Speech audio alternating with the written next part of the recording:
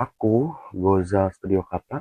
Di video kali ini, aku mau ngebagiin gimana caranya jadi konten kreator short yang bisa jadi dolar hijau seperti ini dan juga berpenghasilan seperti ini. Kita langsung ke pokok pembahasannya, dan ini adalah video khusus untuk pemula saja yang baru merintis di dunia YouTube Short ataupun di video panjang.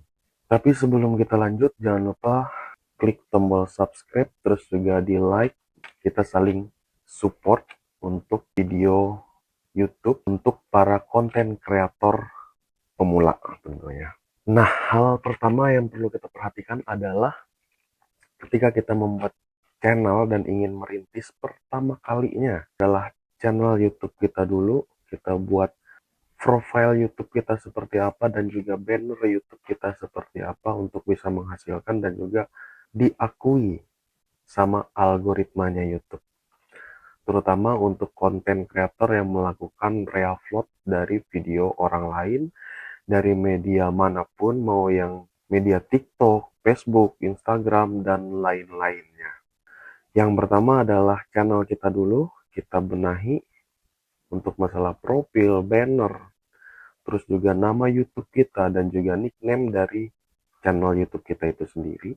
Terus yang kedua juga masalah deskripsi dari YouTube kita. Nah, deskripsi sini pentingnya kita harus melakukan dan juga harus mencatat penting. Kalau misalkan konten kita seperti ini, harus kita jelaskan seperti ini. Berhubung channel punya aku itu adalah reupload, jadi harus kita himbau ke penonton ataupun subscriber kita bahwa konten kita ini adalah reupload gitu. Kita jelaskan di deskripsi channelnya kita. Nah, kenapa harus dijelaskan? Karena biar kebaca sama pihak YouTube dan juga algoritmanya YouTube itu sangat penting sekali agar YouTube membaca atau ngedetek bahwa konten ini melakukan reupload gitu loh, walaupun ini adalah video orang lain yang kita ambil ataupun kita potong. Nah, itu untuk masalah deskripsi dari channel YouTube-nya kita sendiri. Harus kita jelaskan sedetail-detailnya bahwa konten kita ini adalah contoh, salah satunya adalah reupload. Nah, kenapa harus kita jelaskan? Supaya algoritmanya YouTube itu bisa ngebaca gitu loh, ataupun pihak YouTube-nya bisa ngebaca, oh bahwa channel ini seperti ini. Terus juga untuk videonya, video kita bebas sesuai dengan alurnya channel kita. Mau misalkan channelnya vlogger, ataupun jalan-jalan, ataupun makan-makan, ataupun keseharianan, itu nggak masalah sama sekali. Yang penting channel kita itu harus punya deskripsi yang jelas agar pihak YouTube bisa melihat bahwa channel kita seperti ini, seperti itu.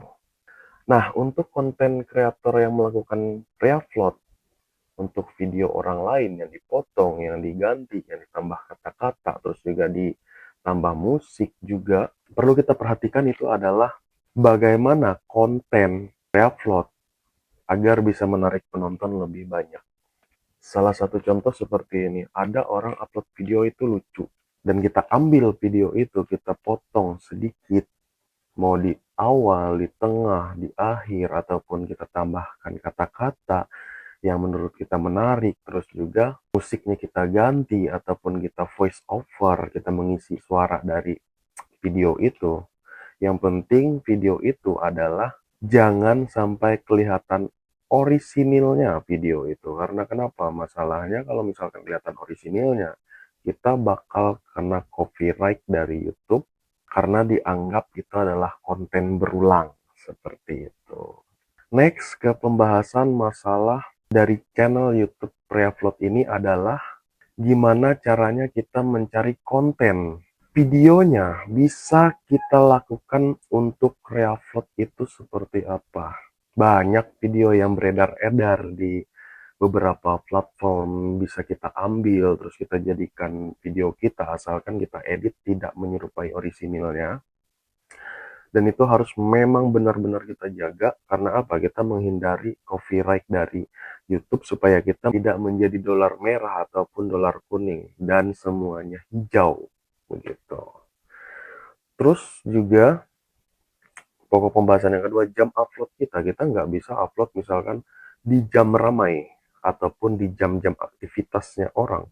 Kita upload rentang waktu itu adalah subuh, terus juga sore sama malam. Itu adalah jam-jam orang udah ada di rumah semua tentunya kalau channel kita menuju pada penontonnya adalah Indonesia gitu loh. Nah, kalau misalkan penonton kita luar negeri, itu adalah sekitar misalkan contoh kayak kita ke Amerika, berarti kita uploadnya di sana adalah jam 9 malam. Itu targetnya kalau untuk Amerika. Karena waktu upload ini itu sangat mempengaruhi dengan videonya kita. Kalau penonton kita Indonesia ataupun luar negeri tentunya. Oke, cukup sekian untuk masalah channel ini dan juga video kita juga untuk masalah konten reupload itu. Masalahnya reupload ini sebenarnya sangat simpel banget kalau kita paham cara kerjanya. Dan itu tidak akan kena copyright, yang penting kita tahu cara kerjanya saja sebenarnya. Oke, tetap semangat konten kreator pemula, jangan menyerah dan berjuang saja.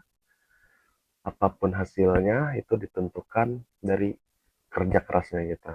Gue Studio Kata pamit undur diri dan bye bye.